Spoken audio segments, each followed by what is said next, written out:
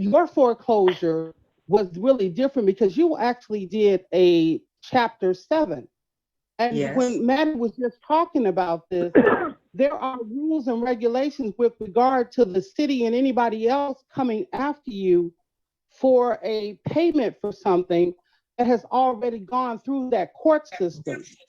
And again, that in the city of Chicago, just like all other vendors, creditors, they get a list which includes the information and the number of that person that filed bankruptcy, regardless of what type it is.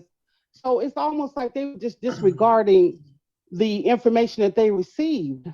It wasn't a simple, oh, we're going to go foreclose, and you didn't have a remedy in place or something to, you hadn't taken appropriate action to, again, to deal with this from a legal standpoint. They just seem to be disregarding the law, and there is a penalty already in place for institutions that do that, to include the banks.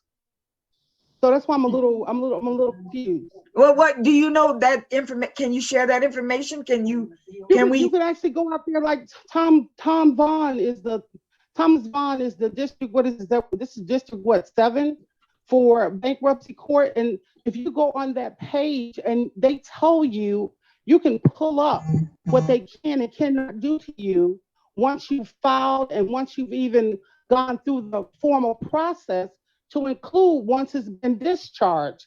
They get penalties. I mean, they get penalized for real for taking actions when they know you have already filed, and the city knew you had filed. But that's Sandra, the crazy part of all of this. But Sandra, the dilemma here is that we do not have aldermen understanding this process. We do not have aldermen who stand up for the people.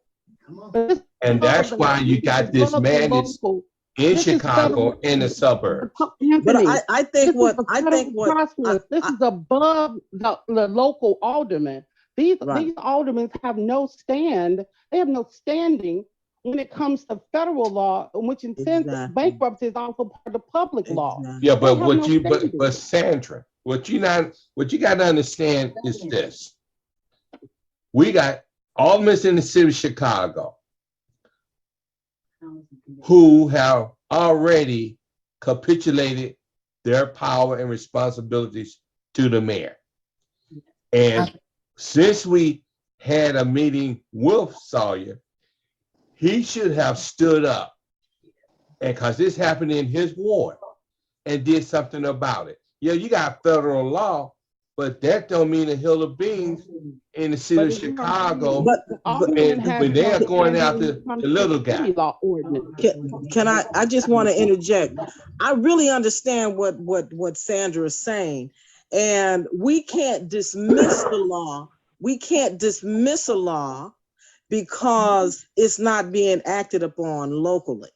The thing is that if we are all under the jurisdiction of government, it should apply across the board if it's federal, state, or local. And I would just recommend finding out if there's anyone else that this has happened to, and file a class action lawsuit in some capacity to say hey, this is happening quite a bit.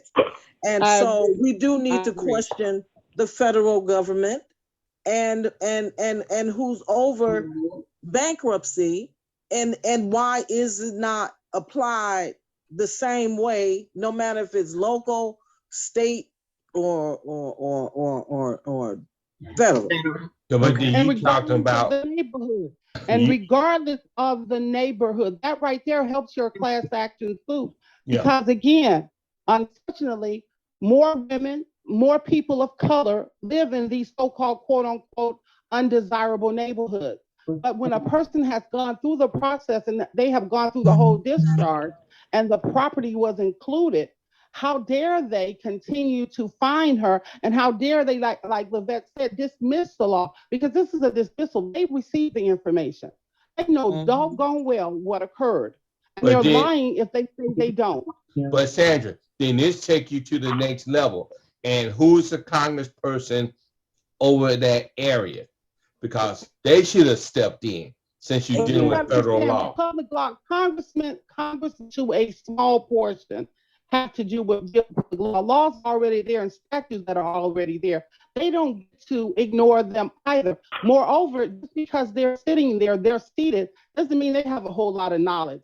I mean, this country is really vast. There are a lot of laws, there are a lot of areas of specialty that are out there, and your congressman or congressperson or senator may not be aware. That's why they're supposed to have a good staff. But that's not Wanda's problem or our problem as a constituent. When you, I agree, take it to them and take it to the highest level. I would even go back to Tom Vaughn's office and let them know when things are not happening as they should. There, in addition to whatever way you want to look at it and say if the problem is systemic, I mean, I would hit everything. I would throw everything at it, including the kitchen sink, because this right here is a blatant disregard for the law. In addition to some other kind of shenanigans that are going on, they should not have to go through, and she shouldn't be dealing with this from 2008 to 2022. I mean, come on now. See, you two young people and Andrea, y'all see what y'all started? Now we've been to start a revolution. We've got to start a revolution. And it seems as though there should be some way, you know, maybe in the next life I might be a lawyer, but it seems as though these two are already working on their degrees. Right, and I wish them well, because it seems as though it should be some kind of reparations for those that have been harmed. Because how is it that someone takes almost $45,000 from you when they know that the property had been transferred and just left you just paying and giving just giving your money away? Yeah, ooh, look. So we'll let the young people figure it out. Yeah, there are penalties that are imposed against the violators of the law, and that you will see. There are penalties, again, where they are fined by the courts. Again, in addition to the fact that they have to make you whole. And that's, like I said, you went to a legal process. This is not a situation here where you were told that they were going to foreclose on you and you just sat by and you let the mortgage company do their thing. That was not the case. And therefore, because you did seek protection, you did go through a court process, the formal process, and you completed the process in its entirety. You are guaranteed rights and protection that right now, you know, they have just thrown out the window and dismissed and continue to come after you when they have no right to, and they should be issued a consequence. In addition to, as you guys spoke out earlier, if there a foreclosure does occur, and because the lender doesn't think the community or whatever is desirable, and so therefore we can sit on it because there is no time frame for them to complete the transference, then they should not come after you individuals once they know that that property was foreclosed on. I mean, they have, I remember back in the 90s, there was a situation, and when I lived on the Southwest side, where the banks had property and to include Marquette Bank, they closed and moved their little thing, where they had not secured the property and everything, and was not even more in the lawn or keeping the driveway Right. secure, nor did they close Right. it off. We went immediately to the bank, and we went immediately to their above their heads, and they came out instantly because they have rules for their property. When they foreclose on a property, they have to close that property off, cut the grass, and keep that place decent. So again, the city of Chicago knows this. Yeah. They know this. This is not information. The city of Chicago knows it. The state knows. Anybody knows. They know this. If no more than for the utilities that are involved in that, because as the city says, the utility stays with the property and not with Right. the individual. That's So right. you That's what move they the said. person file. So That's I what they mean, said. You know you what? should not have to go through this. And that was during that time, that was when Illinois House Bill 4050, predatory lending, was out there. And that was, as I read more about it, it was a pilot program that they used, and where they sanctioned certain communities, redlined those communities, and you couldn't sell your property or buy property without going through all of these classes. I had to go through classes, and I was just trying to do bankruptcy, get out of the property. So, you know, it's so much to learn about the way this city, county, state, federal government works. But I know one And I thing. think that's, sorry. I'm sorry, go ahead. I was going to say, I think something that's important to remember is that we're talking about the property side of it, but it's important to remember that none of this exists in a vacuum. I mean, if you ask why a bunch of property tax people are talking about issues of zombie foreclosures, it's because it affects the taxes in that area. And someone mentioned utilities earlier, and that's another excellent example. There are longstanding issues with water infrastructure in the city because of the way that the grant programs and the loans have worked out to see who gets attention. There's been a long history of big water systems that have been left alone by large communities and no longer have the funds to support them. And so the government in that area has to raise the taxes in order to pay to maintain it. Yes. So and I know Englewood suffered from this as late as August of this year. There was a building that didn't have running water for 12 days. And so looking at how all of these work together is really how you're going to figure out which legislation needs to get passed, who you need to be talking to, and what you need to know about when you're buying a property, you're trying to sell it. Because the bigger that the problem gets, the more you're going to have to talk to people to try and figure it out. And so thinking about, I'm really glad that we got to the holistic approach to it, where you also have to look at how the government sees it, how the tax rate is going to affect it, and then whether or not you're going to have risk of going into foreclosure because of it. Wow, Maddie, you are just so knowledgeable. Thank you. And thank you, Arthur. I mean, I am so proud of you folks. I mean, I just think of me as your mother. You know, I just think that what you guys are doing is wonderful, and I want you to continue. And we're going to start this process and see what we can find out about creating this legislation that's needed. And like Sandra said, she and we're going to go and find out why it is that my bankruptcy was ignored. Why is it being ignored by the city? You had 2 bankruptcies filed. I don't know why the city didn't stop right there. Right. Bankruptcy notices, we get it all the time from our homeowners who, you know, have lost their homes. As soon as we get that letter, we void that check out. We void their invoice out. I just don't understand it. I don't know if Arthur knows anything, why that happened. Maddie, do you know why they ignored the bankrupt? Yeah, I would say that it's really 2 things that are part of the issue. The first one is that no deed got filed way back in 2009. There wasn't a deed filed in any of the bankruptcy proceedings. And I can understand why, right? Because from Wanda's perspective, ownership was supposed to be with the bank. Right. So there's really what's really insidious about this whole thing is that the banks basically play on this gray zone and really hurt individual homeowners when they do it. One of the worst things about it, in my opinion, is that it is fundamentally an erosion of property rights because the property is existing in limbo. The bank knows that the mortgage isn't good, right? The bank knows they brought you into foreclosure. So they know that they're not going to really make much money off of it that way. And they know that even if they took it from you, they went through with the deed as they morally ought to.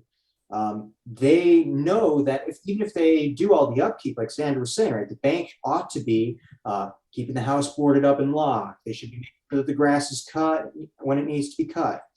They know that maintenance is not going to be recouped if they ever find a buyer. So what they realize is, hey, we can stick all of the costs onto the homeowner. And if the homeowner doesn't catch on that their name is still on the house, they could still live in the house, that the property is going to deteriorate.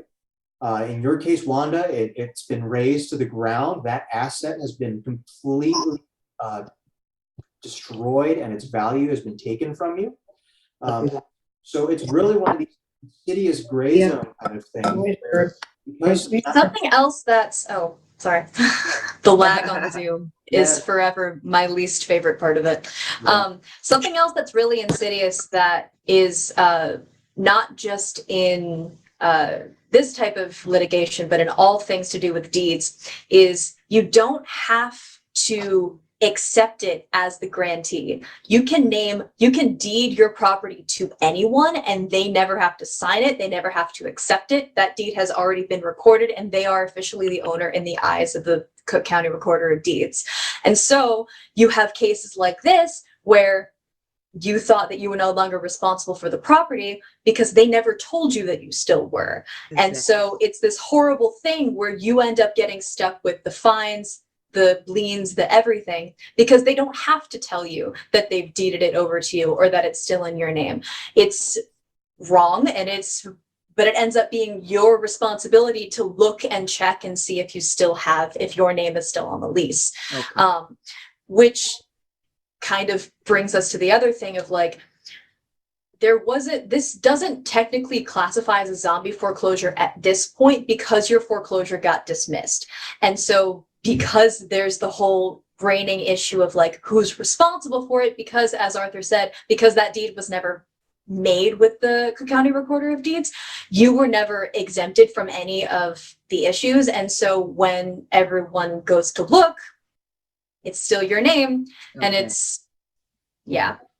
Oh, wow. Well, and that's the kind of stuff right there that you need to actually raise to the city and to the county, because for one, that should not occur once you have filed and you have a number and you have a discharge letter.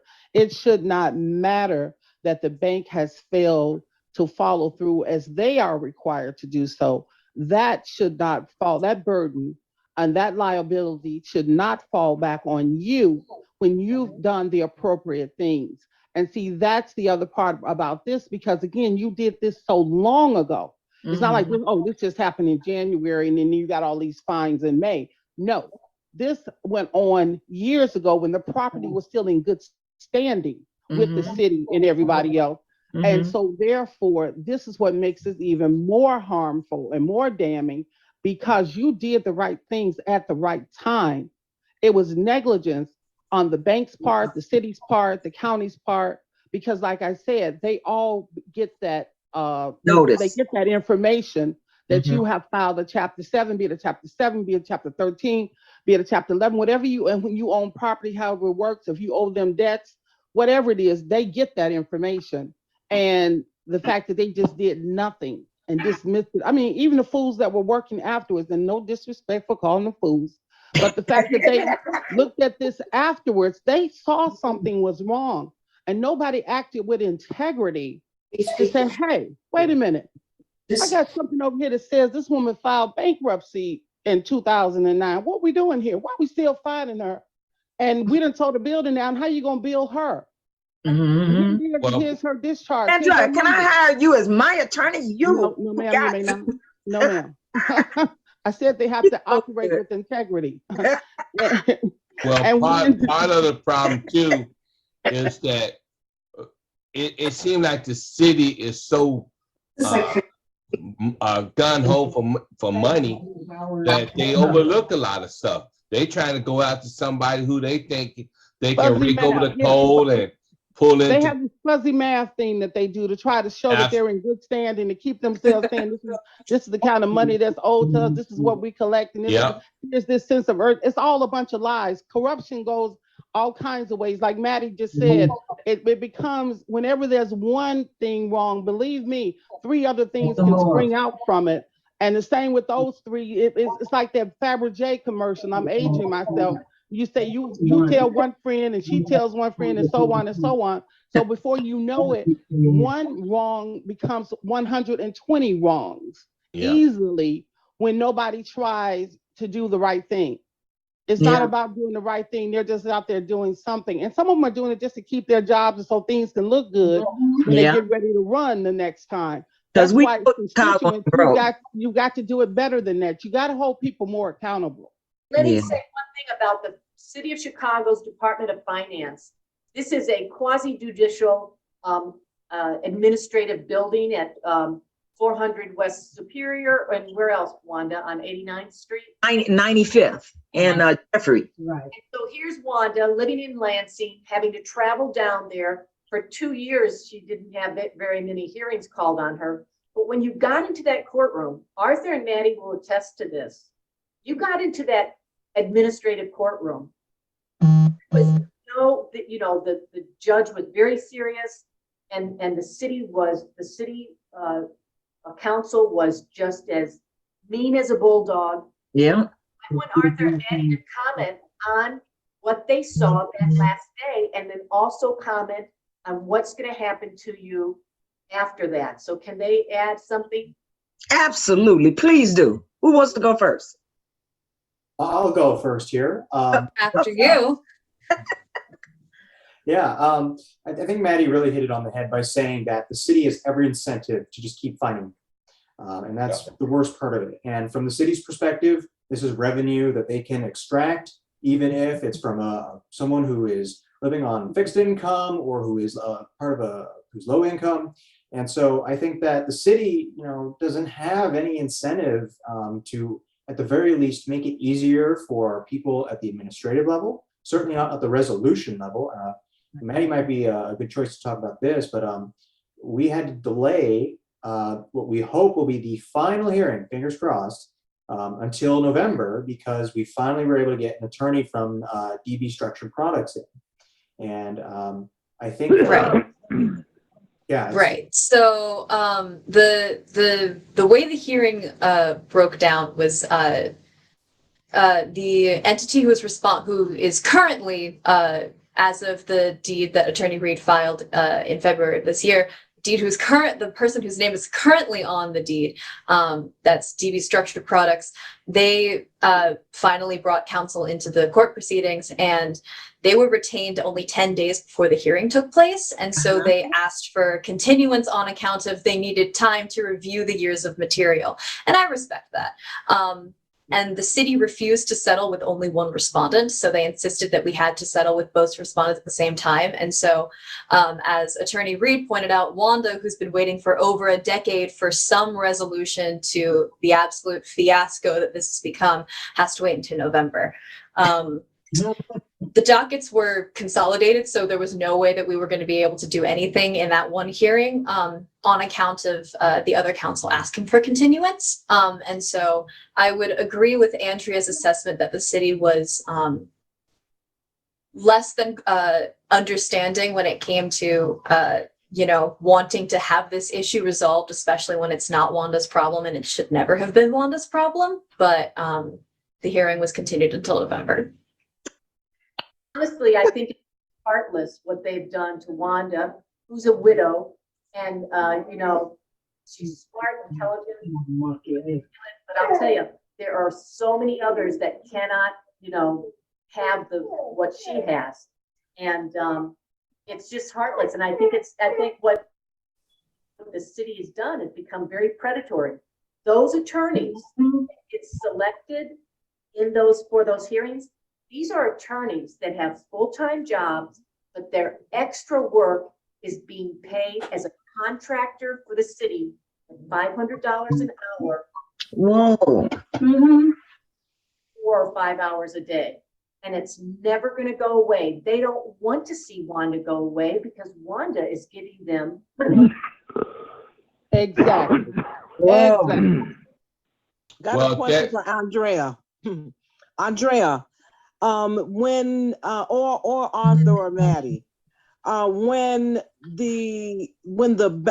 it was which bank was it, or it doesn't matter which bank, but did they admit now having being the possessors of the deed?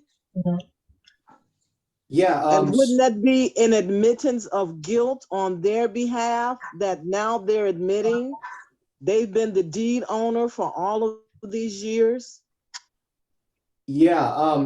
So they haven't admitted that, unfortunately. I think they ought to. And hopefully, you know, Illinois, according to Mario Reed, who's Wanda's attorney, that is a race notice state. That basically means it's a race to whoever can say it first in terms of who owns what. So hopefully, you know, Wanda has repeatedly asserted before these administrative hearings, you know, this is not my property. It hasn't been my property in years. I think part of the issue is this is really a forgotten or perhaps uncovered legacy of the 2008 financial crisis. You know, everyone loves to talk about the bank bailouts. I think it's a crime that nobody talks about the homeowners with all of those subprime mortgages that got the trouble in the first place. Yes. The fact that Wanda is still dealing with these consequences almost 15 years later is terrible. Yes, it is. It is. Well, Wow. guys, I just wanted to find out. I wanted to also find out from them what practice of law are they pursuing? What kind of law are they? What Arthur? What are you going? What's your goal? I haven't Anthony, decided. do you have to go? Yeah, I got another. I got 2 more Zooms. Okay, thank you for Thank you so much attending. for We coming. appreciate it. Say what? Thank you so much for attending. Oh, hey, you my queen. All right, What thank can I you, say? my king, brother. All Thank right, you so guys. much. Appreciate Andrea, love you, girl. it.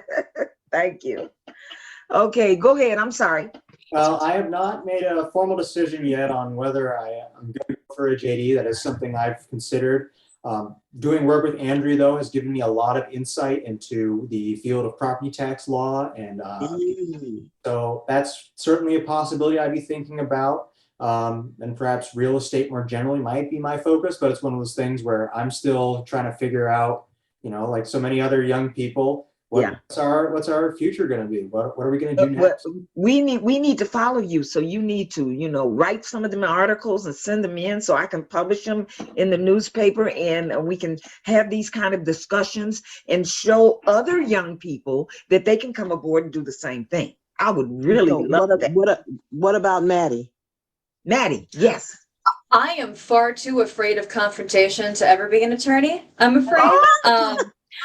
But I am more than happy to lend my writing skills to whatever issue needs that awareness. And so I will continue to work with the attorneys who can do all the arguing for me, and then I'll just take my notes in the corner and write it down. You two gonna make a good team. That's why y'all gonna make a good team. Thank you, Maddie. Thank you, Arthur. Thank you so much. And thank everybody for joining us. But we're at the conclusion of our show. This has been so informative, and I hope you all come back and visit us again. And thank you for at least caring. Have a great day. Arthur, great job. Thank you. Yes, great job. You all did wonderful. Thank you so much. And come back again. All right, talk to you shortly. Bye-bye. Bye-bye.